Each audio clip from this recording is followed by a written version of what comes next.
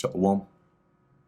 First and foremost, I want to give all praises, honor, and glory to Yahweh, Bahasham, Yahweh Shai, Bahasham, Rakha Kodash. Double honors to the elders and the apostles of Great Millstone, and peace and blessings to the elect. And today we're going to go into the book of Ezekiel, the 37th chapter. And let's take a look here.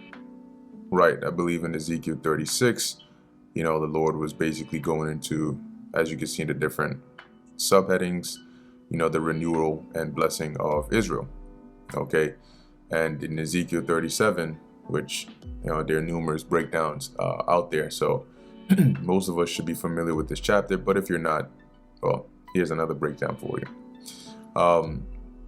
And in here, basically, as an overview, it goes into the condition of the nation of Israel, likening them onto, dry bones, but how ultimately the Lord is going to go through the different stages of reviving us, and then ultimately, giving us that blessing of salvation and taking us back to our land.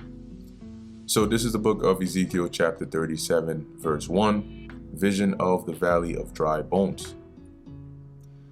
The hand of the Lord Yahweh was upon me, and carried me out in the spirit of the Lord, and set me down in the midst of the valley, which was full of dry bones. And similarly, as we read in the beginning chapters of the book of Ezekiel, the Lord, he mentioned the same thing as to how the Lord carried him out in the spirit to Jerusalem to witness what was going on over there. So it could have been a form of, like an out-of-body experience. It could have been a form of him being in a trance, in a vision. All right, but the point is, here where he was taken, okay, he says it was a valley of dry bones, okay, or at least a valley full of bones. And so you can imagine a valley, right? A valley being that low land, typically a land between two mountains, like that's that low land. And in here, the valley is referring to Babylon, okay, or America.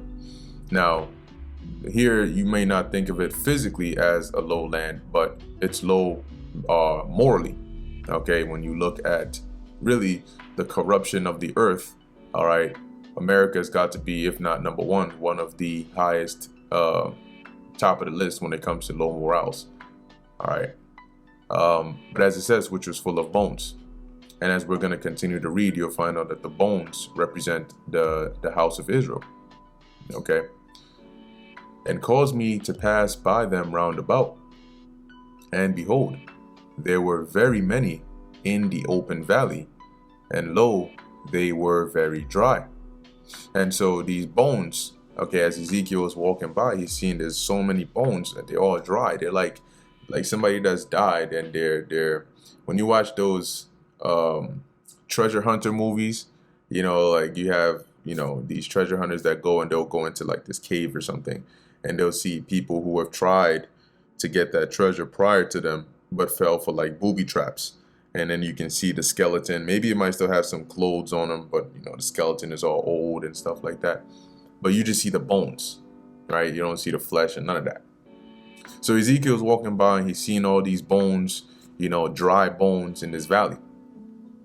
Okay, which, like I said, it's really a representation of the Israelites in here, all right, mainly here in Babylon, being that valley. And a precept for this is the book of Revelation chapter 11, and just getting to the point here in verse 8. Okay, now as it reads here, Revelation chapter 11 and 8, and their dead bodies, because if you really keep in mind, throughout the history of Israel, even in our various different captivities, it's here in America that we were at the most, the lowest, most destitute point. All right, even when we fled from Roman persecution into the interiors of Africa and different parts of the world, we weren't, in the state that we came to be in after being brought here to America to serve captivity. And you can watch different movies and documentaries that depict or try to depict the conditions that we were in, having been brought here. And you can see that we were so low that we couldn't even read and write. We weren't even allowed to do that. Okay, considered 3/5 of a man. So that was that's a dead-like state, and that's what those dry bones represent. And the precept for that here is Ezekiel 11:8, and their dead bodies. This is referring to the Israelites. Okay, so their dead bodies shall lie in the street of the great city. Now, two things here: dead bodies, it's not literal. Okay, when it says their dead bodies, it's not referring to them being literally dead, but rather being spiritually dead, meaning, all right, they lacked. Okay, at one point we lacked that breath of life, which is the correct understanding of scriptures. All right, i.e., it comes by the Spirit of the Lord. So we were just, pretty much going about without having the true understanding, and the scriptures tell you that is likened unto being dead. All right, I believe it's Proverbs. I always get this mixed up. Is it 21:16? Yeah, Proverbs chapter 21 verse 16. The man that wandereth out of the way of understanding shall remain in the congregation of the dead. So if you lack understanding, which wisdom and knowledge can be encompassed in that, because in order to gain true understanding, you need to have knowledge, okay, and properly apply that knowledge. And if you can properly apply that knowledge, then that means you understand it. Okay, you've developed some understanding of it. And so having understanding encompasses wisdom and knowledge. And the man that wanders out of the way of that remains in the congregation of the dead. So you're likened unto being dead if you are without that knowledge, wisdom, and understanding. More specifically, the knowledge, wisdom, and understanding of the Holy Scriptures. Okay. So going back to Revelation chapter 11:8, the dead bodies here are Israel being without that knowledge, wisdom, and understanding. Okay. And shall lie in the street of the great city. This great city here is Babylon, otherwise known as America. And to prove that, let's go to Revelation chapter 17. Revelation chapter 17, verse 1. And there came one of the seven angels, and this is a vision that the Apostle John received, which had seven vials, and talked with me, saying unto me, Come hither. So he saw one of these angels. The angel told him, Come over here. I will show thee the judgment of the great whore that sitteth upon many waters. And so the angel says, that whore that you saw, that's top dog. I'm going to show you what's going to happen to her. And that whore is otherwise known as Babylon, which is also talking about America. So when you jump down, that same whore, this is describing her. And upon her forehead was a name written, Mystery Babylon the Great. Why was it called Mystery Babylon the Great? Because for a period of time, at least now, the mystery has been, demystified. But for a period of time, nobody was really able to, it wasn't widely known and acknowledged that Babylon the Great, okay, the place of future judgment in the Bible, was America. Okay, so that was a mystery until, the Lord put the Spirit out there for it to become a more widely known thing, as we teach today. The mother of harlots and abominations of the earth. So this woman, this whore, otherwise known as Babylon, okay, when we jump down, the angel is going to expound even more. Okay, so when you jump down to verse 18, it says, And the woman which thou sawest is that great city. There you go with that term again, right? That great city. The same great city that's mentioned in Revelation 11, which reigneth over the kings of the earth. Okay, so when you come back to Revelation 11, their dead bodies shall lie in the street of the great city. It's the same great city, which is also the woman, which is America, which spiritually is called Sodom and Egypt. So this place is not, obviously this is not Sodom, all right, and this is not Egypt, but why is it spiritually called that? Because I'm sure I don't need to explain to you the correlation between America today and what Sodom was like, Sodom and Gomorrah back in the past, right? And likewise with Egypt, Egypt was known as the place of our captivity, of our bondage. And when we came here, what was the case here? We were made captives and served hardcore bondage and captivity. And in addition to that, this place has adopted a good portion of, the Egyptian ways and customs, and they've incorporated it into their holidays and way of living today, where also our Lord was crucified. Now, once again, we know that our Lord was not crucified in America. He wasn't crucified in Sodom, and he wasn't crucified in Egypt. Okay, so why does it say here is where he was crucified? It's not referring to crucifixion in the literal sense, but crucifixion in more of the, in terms of who he is, his character, his name. So Yahushai, all right, which is the actual Messiah, he is crucified in this land. Okay, and instead they put up an Edomite looking dude calling him Jesus Christ and all of that, and they run with it.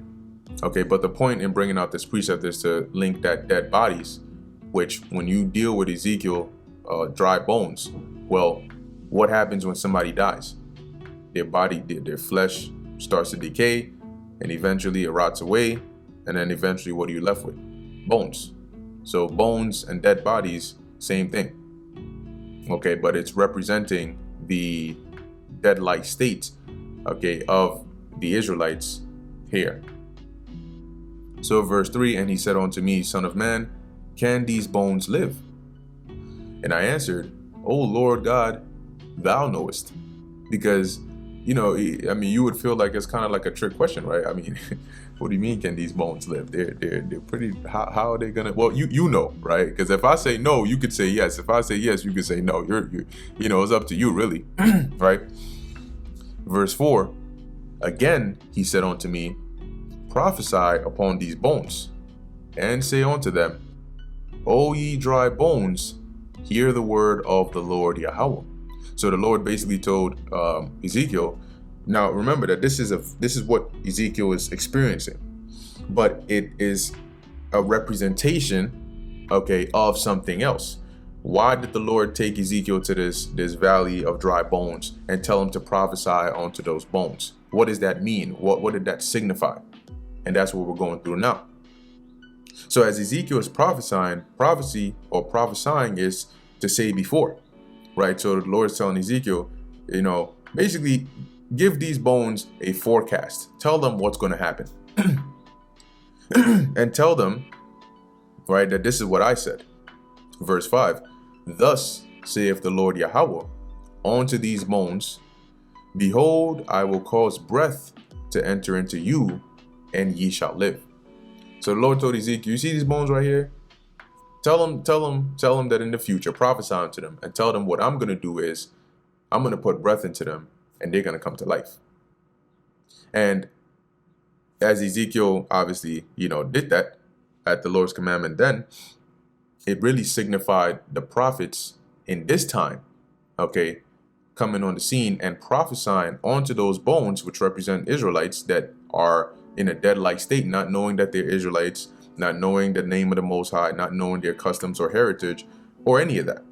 And so the prophets on the scene, pursuant to 1 Corinthians 4:9, prophesying onto the Israelites who are in this dead-like state and telling them that the Most High is going to revive us. He's going to take us from this low state. He's going to raise us up back into our high glory.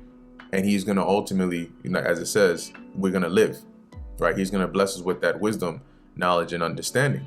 Now that breath, okay, represents the wisdom, knowledge, and understanding, like I mentioned before. And let's get a quick precept to prove that. Let's get Wisdom of Solomon, chapter 7. And I believe it should be around the 24th. There we go. So this is Wisdom of Solomon, chapter 7, verse 24. For wisdom is more moving than any motion. She passeth and goeth through all things by reason of her pureness. For she, wisdom, is the breath, keyword breath, of the power of God, and a pure influence flowing from the glory of the Almighty. Therefore can no defiled thing fall into her. And that's the key part that we're looking for right there. Wisdom is the breath ultimately of God. So when you come back to Ezekiel 37, when the Lord says, I will cause breath to enter into you, really what he is saying is, I'm going to cause wisdom. Okay, I'm gonna give you my wisdom, the wisdom from me, the holy and true life-giving wisdom, and you're going to be living, meaning now you're going to be alive before me. Okay, similar to the time of creation, what made us separate? What made Adam a living soul? He was already alive. Okay, but when the Lord breathed into him, he became living, meaning he became spiritually living, like we read. I don't have the precept here anymore, but we read in Proverbs 21:16. So now he became, I guess for a lack of a better word, competent before the Lord. And that's what the Lord is saying he's gonna do here. Verse 6, and I will lay sinews upon you, and will bring up flesh upon you, and cover you with skin, and put breath in you, and ye shall live, and ye shall know that I am the Lord. Now, when you look up the word sinews, getting into a bit of biology here, it says here sinew, and I think, where's a strong definition? All right, let's look it up in the regular dictionary. Sinews, not the diagram. So sinews, it says a piece of tough fibrous tissue uniting muscle to bone or bone to bone, a tendon or ligament. So if you look at, let me see, skeleton bones, right? If you take a look at this, you see this right here? Let me see, one that's not assembled, but this is fine. If you take a look at this right here, these are like individual pieces, right? But for some way, they're able to be joined. Because you see this is a joint. That's a joint. That's a joint. And that's a connection between another piece and another piece. So you see this part of the bone? I don't even remember. I'm not even going to attempt this one here. Oh, yep, yes I am. It's the femur. Okay. And so, no, I wasn't looking here. But anyway, this is able to connect to down here because of whatever is joining it right here at the joint. And that's where you get the sinews. Okay, so they can join bone to bone, but also muscle to bone, because you have the skeletal structure on the base level, and then you have the muscular, where you have the muscles that are able to contract and expand and cause you to move and stuff like that. So they go up top this, and then ultimately you got the skin on top of all of it. All right, and that's what the Lord is saying. Here you are bones. You're in a completely destitute and dead state, but I'm gonna cause the sinews to come upon you, and that's gonna what? Join those bones, and then I'm gonna bring that flesh. I'm gonna put the muscles all on you, and then I'm gonna cover you, with skin. Okay. Now, I wonder if they'll show it here. Let me see. Attack on Titan.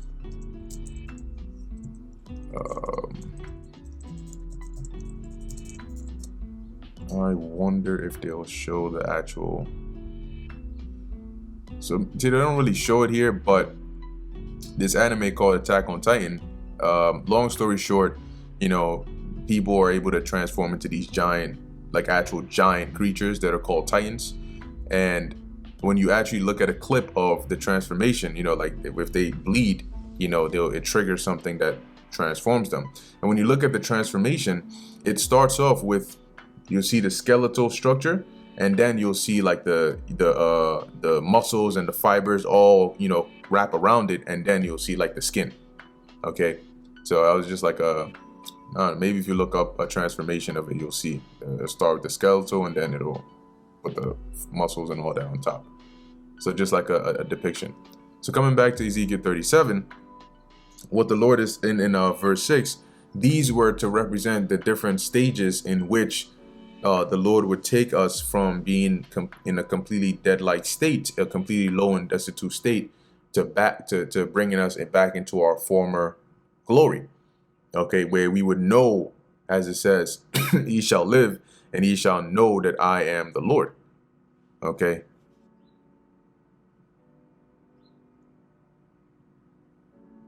Let's see, 1 second. Yep, you shall know that I am the Lord. So now it's going to go into the different various steps. So where we are, verse 7. So I prophesied as I was commanded. And as I prophesied, there was a noise, and behold, a shaking, and the bones came together, bone to his bone. So as Ezekiel, in this vision that he's getting, right, he's prophesying, and he sees the shaking, he feels the shaking, then all of a sudden the bones are starting to come together now, And what this represented was that, remember, bone to bone is another way of saying, kinship. Okay, and the precept for that quick one is in the book of 2 Samuel chapter 19 verse 11, where they use the term or analogy of a bone being joined to another bone to represent a tight relationship mainly between like kins or family or one of the same nation. So this is 2 Samuel 19 and 11. And King David sent to Zadok and Abiathar the priests, saying, Speak unto the elders of Judah, saying, Why are ye the last to bring the king back to his house? Seeing the speech of all Israel is come to the king, even to his house, ye are my brethren, ye are my bones and my flesh. Wherefore then are ye the last to bring back the king? And say ye to Amasa, Art thou not of my bone and of my flesh? God do so to me, and more also, if thou be not captain of the host before me continually in the room of Joab. See, so there goes the analogy again of the bones representing, like your brethren. So what Ezekiel seeing here, those bones coming together, was to signify how in this time you would go from that state. Because remember, back in our destitute state, not being able to read, write, being in a completely low state, there was also a lot of division, which was techniques that were employed by Esau to keep us separate because they understood the power in unity. Okay, and so at this point in time, with the bones coming together, you start to have Israel coming together. Okay, starting to join and band together. So you start to have like different groups. Like Judah. No longer you having like that whole field slave, house slave separation type. Just an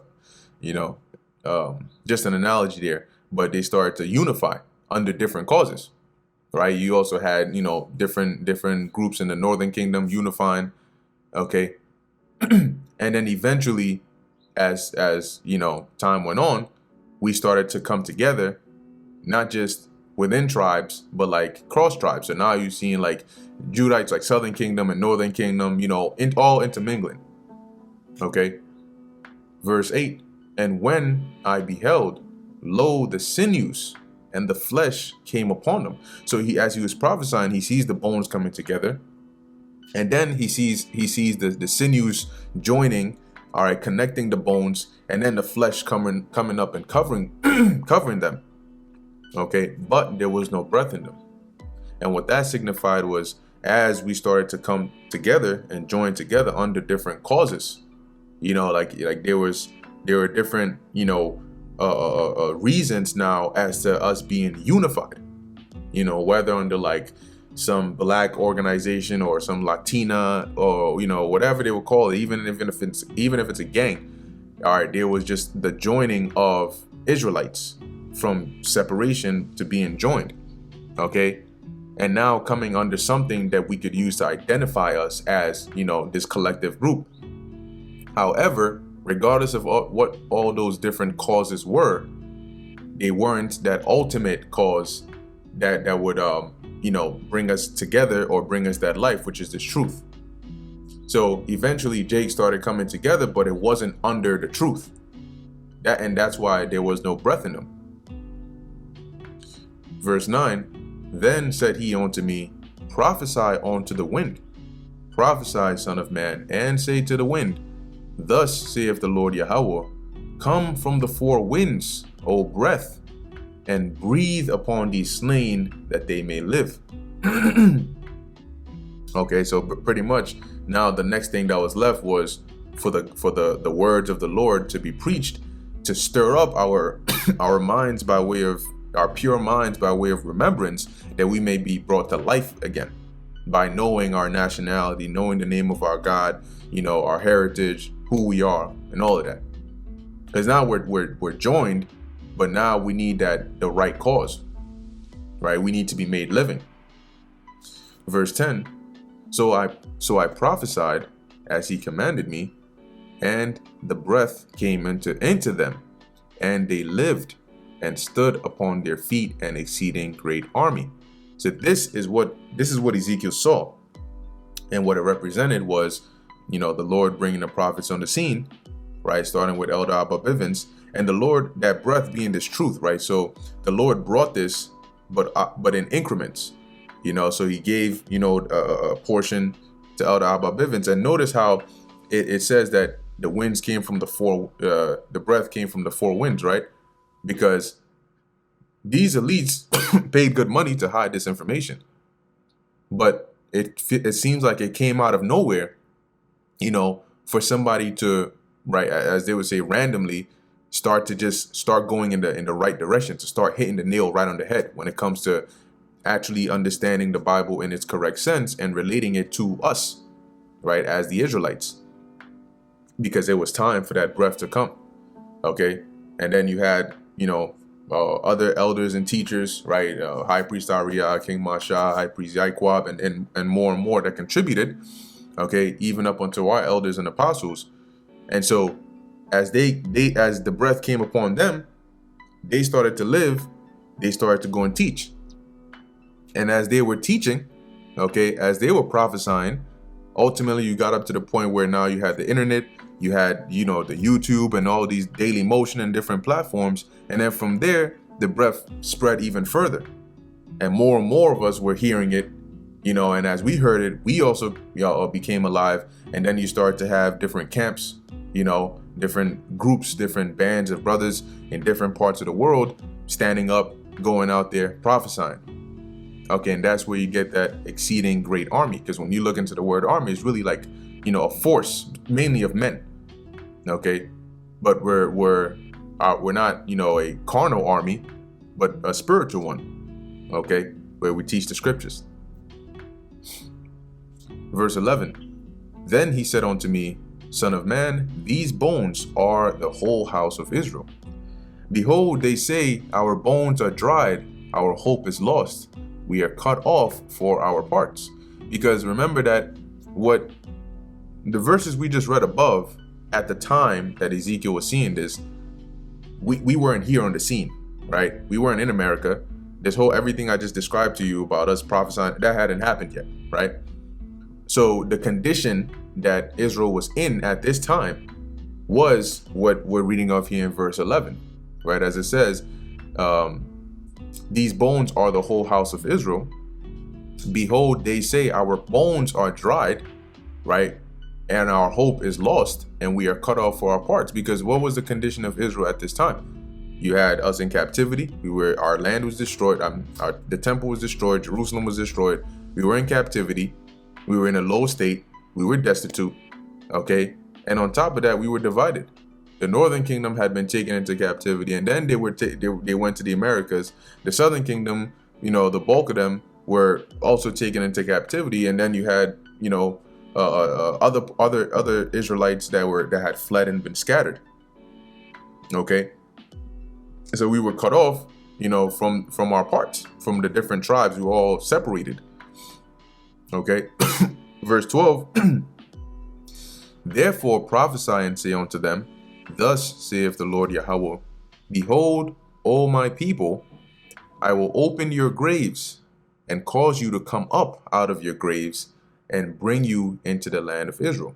So when you're in your graves, and when somebody comes out of their graves, they've been revived. And that's pretty much what the Lord is saying here. Okay, I'm going to take you from that dead-like state, and I'm going to raise you up. I'm going to give you this knowledge, wisdom, and understanding so you can become living. And then when I send my son back, he's going to deliver you and take you back to the land that I promised to your forefathers. And that's why it's a prophecy, because this is something that's going to happen in the future. And ye shall know that I am the Lord Yahweh when I have opened your graves, O my people, and brought you up out of your graves. Yeah, because once the Lord does that, we would have the knowledge of who our God is, who we are, how we ended up here, and who's the cause of all of this. And we would know that it's the Lord doing this, as it says, and shall put my spirit in you, and ye shall live. And I shall place you in your own land. Then shall ye know that I, the Lord Yahweh, have spoken it and performed it, saith the Lord Yahweh. And a quick precept for that is in the book of Baruch, the 2nd chapter. So let's get that real quick. This is Baruch chapter 2. I'm just going to go straight to the point here, which is verse 30. For I knew that they would not hear me, because it is a stiff-necked people. But in the land of their captivities, they shall remember themselves, primarily here in America, in Babylon. And we were able to remember ourselves, right? And shall know that I am the Lord their God, for I will give them an heart and ears to hear. And that's that breath. Okay, so we were able to remember ourselves and know our God because he revived us, right? And they shall praise me in the land of their captivity, and think upon my name, and return from their stiff neck and from their wicked deeds. And that's how we become living before the Lord. For they shall remember the way of their fathers which sinned before the Lord. And what? And I will bring them again into the land which I promised with an oath unto their fathers Abraham, Isaac, and Jacob, and they shall be lords of it, and I will increase them, and they shall not be diminished. So when you come back here, the Lord said he's going to bring us out of the graves and what? Take us into the land of Israel, and we're going to know that he is the Lord because he's going to put his spirit within us. And through that revival, we're going to know who we are and know who our God is and know that he's the one doing all this, right? And ye shall know that I, the Lord, have spoken it and performed it, saith the Lord. Verse 15. The first 14 verses is one part. Okay. Now the second part says, the word of the Lord came again unto me. Okay, so now the Lord came back to Ezekiel, and this time with another message saying, moreover, so in addition, thou son of man, take thee one stick, which when you go into the word stick, it's not like a twig. Okay, it's a plank, and write upon it for Judah and for the children of Israel, his companions. So i.e. the southern kingdom. So you had Judah, and then you had the other tribes, Benjamin and Levi. Then take another stick and write upon it for Joseph, the stick of Ephraim, and for all the house of Israel, his companions. So you have Ephraim, and then the remaining of the 10 tribes. Now, it mentions Joseph because originally Joseph was the head, right? He got the birthright because it went from Reuben to Joseph. Okay, and let's get that real quick. First Chronicles chapter 5, verse 1. Now the sons of Reuben, the firstborn of Israel, because it's going into their genealogy, and then it tells you here, for he was the firstborn. That's Reuben, and by custom, the firstborn gets the birthright. But for as much as he defiled his father's bed by sleeping with his father's concubine, his birthright was given unto the sons of Joseph, the son of Israel. And the genealogy is not to be reckoned after the birthright.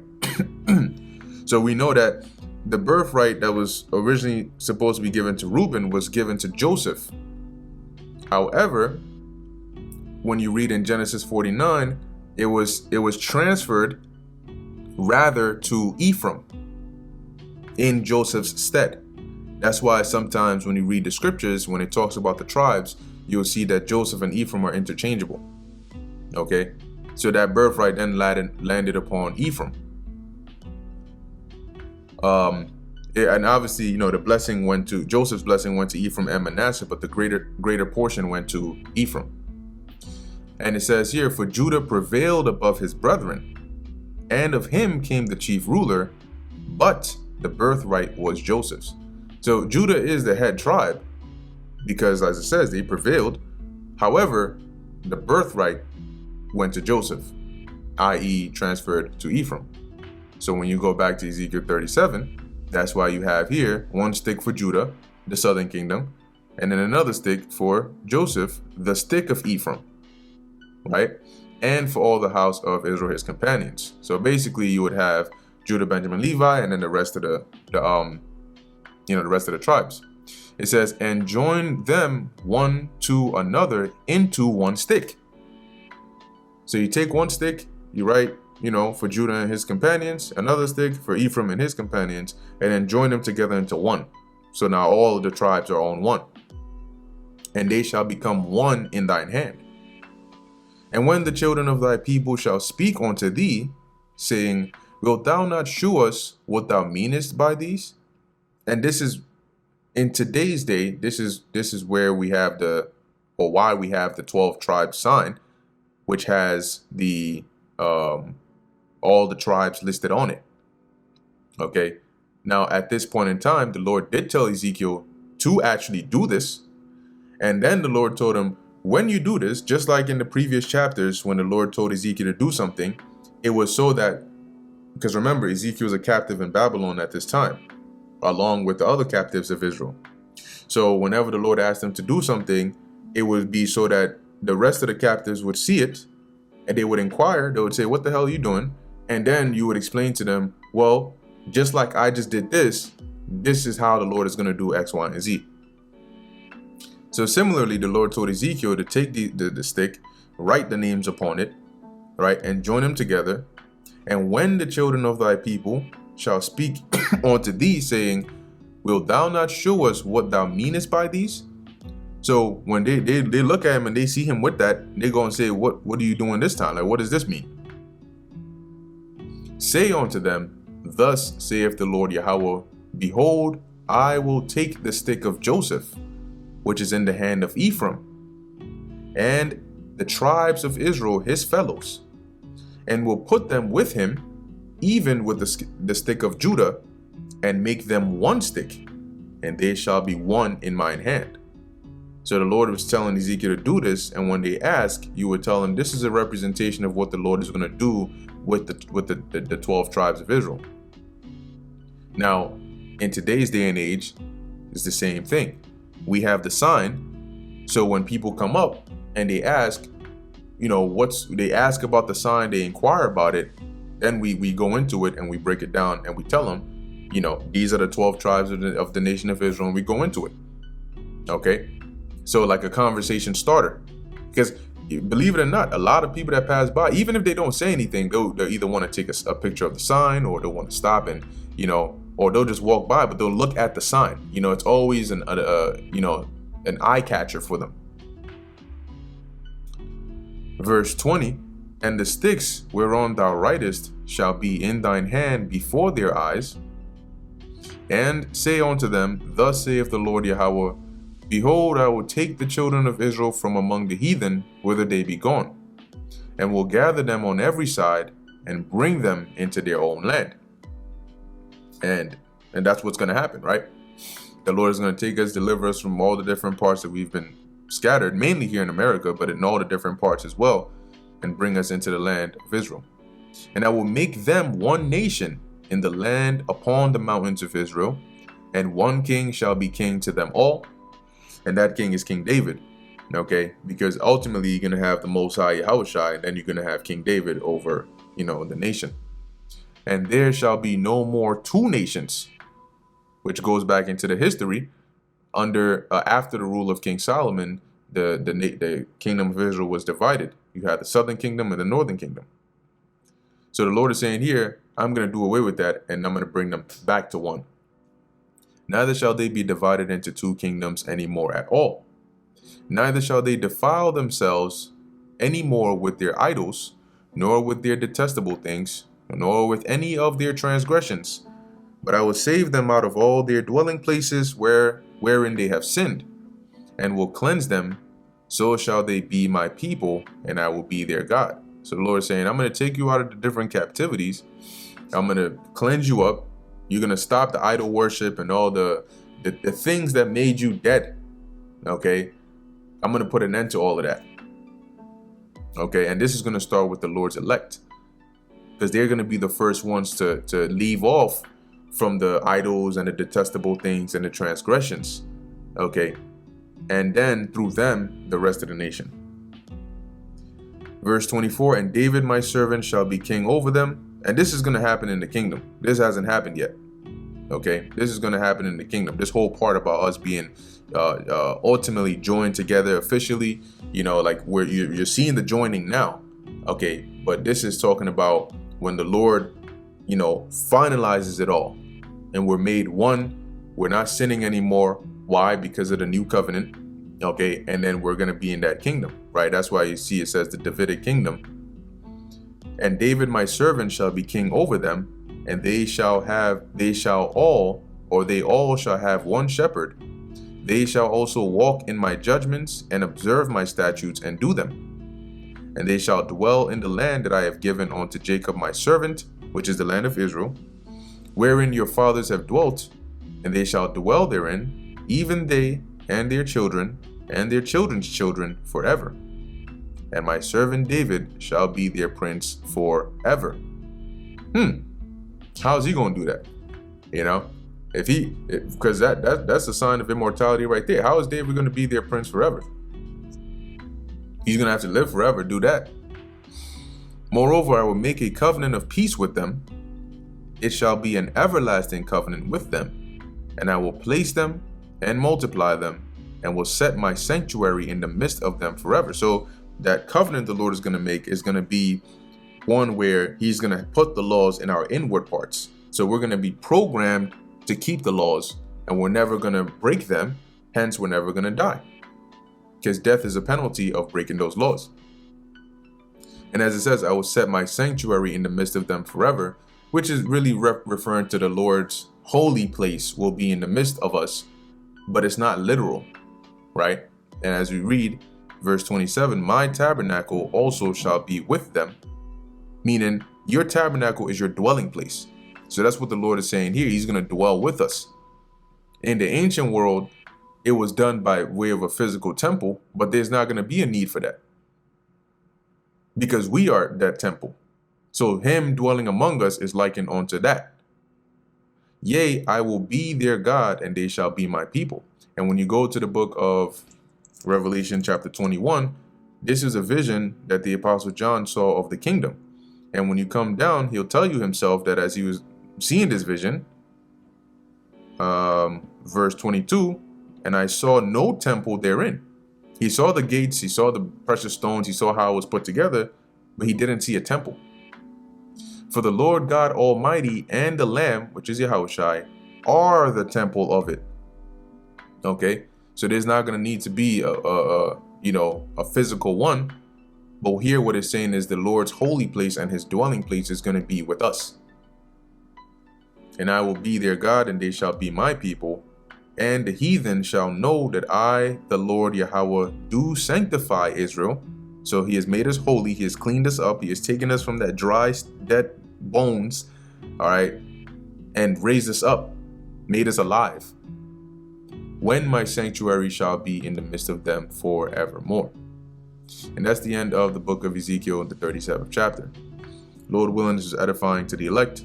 In closing, I want to give all praises, honor, and glory to Yahweh, Bahasham, Yahushai, Bahasham, Rachak, Wadash. And until next time, Shalom.